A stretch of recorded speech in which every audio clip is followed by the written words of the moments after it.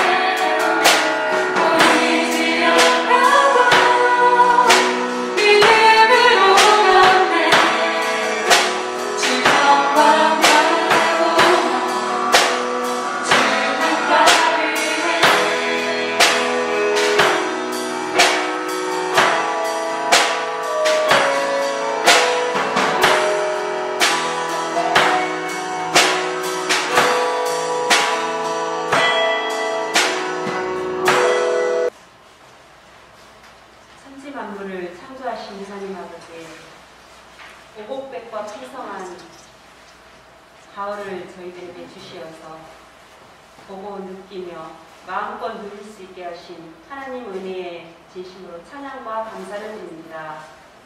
지난 한 주간 동안 저희들 코로나 속에서 살면서 주님 뜻대로 살지 못한 저희들을 용서하여 주시고 이 예배를 통해 내 모든 삶이 회복되어지게 하여 주시옵소서.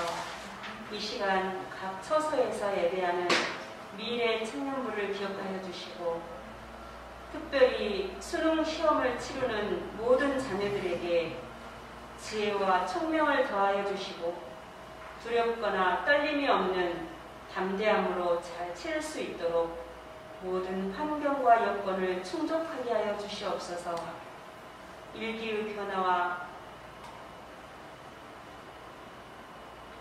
일기의 변화에도 잘 적응해 나가게 하여 주시고 건강함도 주시고 각자 필요한 것들로 차고 넘치게 하여 주시옵소서.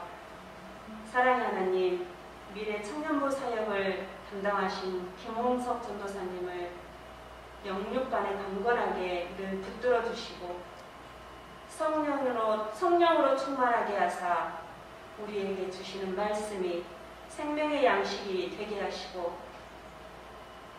말씀을 받는 저희들이 회개하는 삶으로 날로 새롭게 다짐하는 결단의 은혜의 시간이 되게 하여 주시옵소서. 기쁨으로 주님을 섬기는 미래 청년부 찬양 팀원들에게도 더욱 축복하여 주시고 주님 인도하심 속에 그들의 앞날에 주님이 주시는 참된 행복과 평화만이 거하게 하여 주시옵소서. 늘 우리들을 사랑하시는 주 예수 그리스도 이름으로 기도드립니다. 아멘.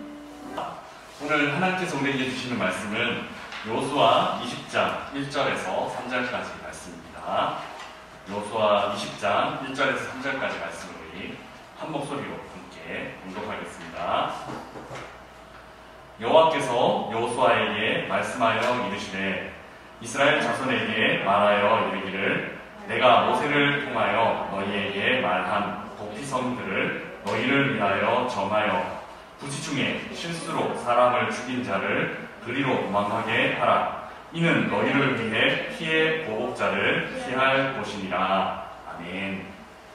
오늘 본문 말씀은 여호수아서의 마지막 부분으로 가면서 땅 분배가 거의 마무리가 되고 난 이후의 일들을 기록을 하고 있습니다.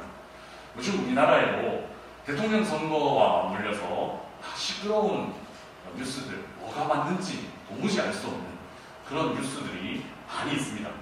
특히 이제 제일 강력한 뉴스가 부동산 개발과 관련되어 있는 뉴스인데요. 어떤 국회의원 아들은 몇 년 동안 일하고 수십억 원의 퇴직금을 챙겼다. 이런 이야기 들은 것과 함께 이게 공정한 사회가 이럴 수 있냐 하는 그런 이제 문제들이 화두로 떠오르는 것 같습니다. 지금 우리가 묵상하고 있는 이 여호수아 시대에도 이런 이제 공정성의 문제가 굉장히 예민할 수 있는 그런 시대였습니다. 왜냐하면 본격적으로 이제 지파별로 땅 분배가 시작이 됐고 이 땅 분배는 지금 뉴스화되고 있는 그 지역의 몇백 배의 크기죠. 그 몇백 배의 크기가 지파별로 분배되면서 이제 영원히 어떻게 보면 그 지파는 그 영역 안에서 살아야 되는 그런 땅 분배가 시작되었기 때문에 지파별로 되게 예민했을 것 같아요. 저기 가고 싶은데 하는데 내가 안 걸리고 다른 사람이 걸리면 실망하기도 하고 막 이랬던 것 같습니다. 더 좋은 땅, 또 더 넓은 땅을 차지하기 위해 초긴장의 시간, 제비뽑기의 시간을 보내지 않았을까 하는 생각이 드는데요. 저는 이게 해본 적이 없는 것 같은데 아파트를 분양받고 아니면 분양이 될까 말까 혹은 좋은 층에 좋은 동네, 좋은 층에 아파트가 될까 말까 이런 거를 추측해보면 지금 이스라엘 민족이 땅 분배를 하고 있는 모습이 아마 상상이 될 것 같습니다. 어느 지역에 정착하게 될지 또 얼마나 넓은 지역에 정착하게 될지 초조하게 제비뽑기를 기다리고 있었을 것 같습니다. 그런데 이런 예민한 상황에 비하면 오늘 우리가 여호수아서를 읽으면서 그 여호수아서 전반에 나오는 분위기는 굉장히 차분하고 굉장히 조용하고 굉장히 안정적입니다. 특별한 자본도 느껴지지 않고 그냥 이렇게 순리대로 흘러가는 것 같습니다. 오늘날 무슨 지구 개발과 비교하면 수백 배의 부동산을 다루고 있음에도 불구하고 큰 자본 없이 조용하게 개발이 이루어지고 있습니다. 어떻게 보면 재개발이잖아요. 재개발이 이루어지고 있습니다. 누구도 실망하지 않고 누구도 불만을 표하는 사람이 없는 모두가 행복한 땅 분배가 가능한 이유가 무엇이었을까 한번 생각해 봤으면 좋겠습니다. 그래서 저는 오늘 본문을 포함해서 오늘 본문 이전에 일어났던 몇 가지 장면들의 컷들을 살펴보면서 이런 부분 때문이지 않았을까 한번 같이 생각해 볼 수 있으면 좋겠습니다. 우리가 먼저 첫 번째 살펴볼 장면은 17장에 기록된 슬로보아스의 딸들에게 땅 분배가 이루어지는 장면입니다. 제가 어렸을 때만 해도 저희 외갓댁에 가면 그런 게 조금 더 심했는데 여러분 어떤지 모르겠습니다. 저희 외할아버지는 여성분들, 그러니까 딸들이 오거나 며느리가 오면 설날에 세배도 문 밖에서 하도록 하시고는 뭐되셨죠? 좀 이렇게 그렇게 좀 남자 여자를 되게 저희 여동생들이나 이런 분들한테 되게 따뜻하고 다정하고 하셨는데도 불구하고 되게 엄격하게 그런 걸 지키셨어요. 그래서 친척분 중에 한 분이 이제 계속 딸을 4명인가 연속으로 낳아서 꼭 아들 낳아야 된다, 아들 낳아야 된다, 이렇게 계속 스트레스를 주시는 그런 분이셨는데 제가 어릴 때만 해도 그런 시기였습니다. 그러니까 딸들한테는 유산이 내려가지 않고 아들한테만, 특히 장손한테만 내려가는 그런 시대였습니다. 고대에는 보다 훨씬 더 심했겠죠. 그래서 여성과 어린아이들 같은 경우에는 우리 여호수아서에 조금 앞에 기록되어 있는 민수기나 이런 데를 읽어보면 여성들은 숫자에, 백성들을 헤아리는 숫자에도 포함되지 않았습니다. 그러니까 남성들만, 싸울 수 있는 남성들만 60만 명 이렇게 계수할 정도로 그렇게 소외되어 있는 상태였습니다. 그리고 심지어 결혼을 할 때 어떻게 결혼을 하느냐면 그러니까 여성의 집에 찾아가서 지참금을 내고 신부를 사오는 그런 문화가 남아 있었습니다. 그래서 여성들이 한 인격체로 대접을 받기보다는 그냥 내 어떤 소유물로, 재산의 일부로 취급받았던 시대가 바로 여호수아의 이 시대였습니다. 땅이 분배되는 것만큼 어떤 여성들을 재산으로 취급했던 그런 시대였습니다. 그런데 이 여성들에게 땅이 분배되는 아들이 없는 슬로보아스의 딸들에게 땅이 분배되는 겁니다. 이거는 사실 지금으로 보면 아주 혁명적인 일입니다. 단순한 사회적인 약자의 정도를 넘어서서 법적 권한이 없는 사람에게, 심지어 인격적인 대우도 받지 못하던 사람에게 땅에 대한 권한이 주어지는 것입니다. 이것이 제가 좀 주목해보는 첫 번째 장면입니다. 그리고 두 번째 장면은 바로 앞에 있는 19장에 기록되어 있는 시므온 지파가 땅을 분배받는 장면인데요. 시므온 지파에게 땅이 분배될 때 좀 이상한 부분이 있습니다. 19장 1절을 제가 주보에 기록을 해뒀는데 우리 한 목소리로 한번 읽어보겠습니다. 둘째로 시므온 곧 시므온 자손의 지파를 위하여 그들의 가족대로 제비를 뽑았으니 그들의 기업은 유다 자손의 기업 중에서라. 아멘. 여기 보면 되게 독특한 표현이 있는데 시므온에게 분배된 땅 중에 일부는 유다 지파에게 이미 나누어 주었던 땅이었습니다. 그러니까 유다 지파가 이미 소유하고 있던 땅 중에 일부를 제비 뽑아서 시므온 지파에게 나누어 준 것입니다. 사실 오늘날에 만약 이런 일이 일어났다 그러면 요 지점에서 심각한 분쟁이 일어나고 막 다툼이 일어나고 막 소송을 걸고 막 이렇게 할 겁니다. 그런데 유다 지파가 이를 별로 문제 삼지 않습니다. 자기가 이미 확보하고 있는 땅, 자기가 이미 배분을 받은 땅에 시므온 지파가 들어와서 살게 되었음에도 불구하고, 그래서 당연히 이를 기분 나빠하고 당연히 거절할 수 있는 거부권을 갖고 있었음에도 불구하고 유다 지파는 이런 권리를 사용하지 않고 시므온 지파에게 자신의 땅들을 기꺼이 내줍니다. 이 장면이 제가 두 번째로 살펴본 장면입니다. 그리고 마지막 세 번째 장면이 오늘 본문입니다. 오늘 본문은 이스라엘 민족이 가진 굉장히 독특한 제도 하나를 소개하고 있는데 이를 도피성 제도라고 부릅니다. 이스라엘 민족이 분배받은 몇몇 지역을 하나님은 도피성이라는 이름으로 이제 준비시켜라, 분리시켜라 이렇게 명령하셨습니다. 그것이 오늘 본문 1절에서 3절까지 나오는 이야기인데 우리 한 목소리로 다시 한번 오늘 본문 1절에서 3절까지를 함께 읽어보겠습니다. 여호와께서 여호수아에게 말씀하여 이르시되 이스라엘 자손에게 말하여 이르기를 내가 모세를 통하여 너희에게 말한 도피성들을 너희를 위하여 정하여 부지 중에 실수로 사람을 죽인 자를 그리로 도망하게 하라. 이는 너희를 위해 피해 보복자를 피할 곳이니라. 아멘. 가뜩이나 땅이 부족하고 또 어떤 땅으로 갈지 또 내 몫이 많을지 적을지에 대해서 굉장히 예민하던 그때에 하나님은 무엇을 명령하느냐 하면 살인한 사람을 위해서 한 지역을 준비해둬라 이런 명령을 하십니다. 이 도피성 제도는 살인한 사람을 보호하기 위해 그러니까 가해자, 피해자가 아니라 가해자를 보호하기 위한 제도입니다. 이 도피성을 세우는 그 지파의 땅은 이만큼 손해를 보는 것이죠. 부지 중에 지은 죄이기는 하지만 분명히 살인죄입니다. 살인죄를 지은 사람을 보호하기 위해서 땅의 일부를 내어준다는 것이 오늘날처럼 예민한 시대.